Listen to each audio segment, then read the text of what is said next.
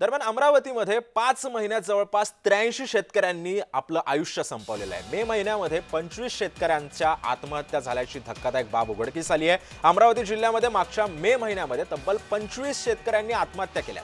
अमरावतीमध्ये 5 महिन्यामध्ये जानेवारी ते मे या महिन्यामध्ये 83 शेतकऱ्यांनी आत्महत्या केल्याचं स्पष्ट झालंय।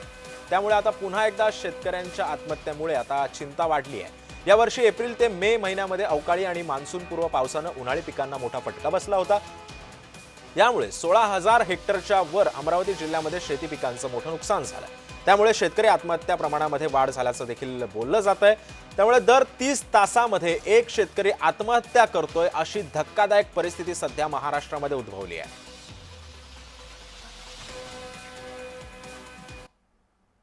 या संदर्भात अधिक माहिती जाणून घेण्यासाठी आपण पुन्हा एकदा आमचे प्रतिनिधी सुरेंद्र यांच्याकडे जाऊया। सुरेंद्र, महाराष्ट्र आपला कृषीप्रधान देश म्हणून ओळखला जातोय आणि महाराष्ट्रामध्ये असं धक्कादायक वास्तव आता अखेर समोर येतंय। का अधिकची माहिती या संदर्भात?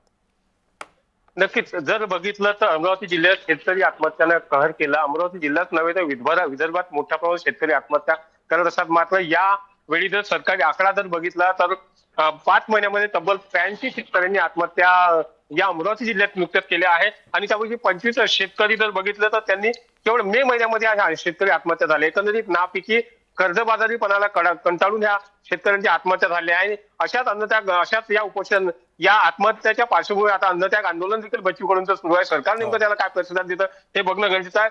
दर दिवसाला जर बघितलं तर एक शेतकरी आत्महत्या होते असा एक आकडा सरासरी या ठिकाणी निघतोय। मात्र कुठंतरी सरकार अजूनही शेतकरी आत्महत्यांबद्दल निष्काळजीपणा करतायत।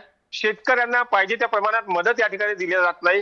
नुकतंच काही दिवसांपूर्वी पाऊस झाला, शेतकऱ्यांना मोठं नुकसान झालं, तरी कृषी विभागानं अद्यापपर्यंत या शेतकऱ्यांच्या शेतीचे पंचनामे देखील केलेले नाही। सरकार कुठंतरी कुचकामी निकामी दिसतं असा शेतकऱ्यांचा देखील आरोप या ठिकाणी होतोय। सिद्धेश, धन्यवाद सुरेंद्र, तुम्ही दिलेल्या अधिक माहितीबद्दल।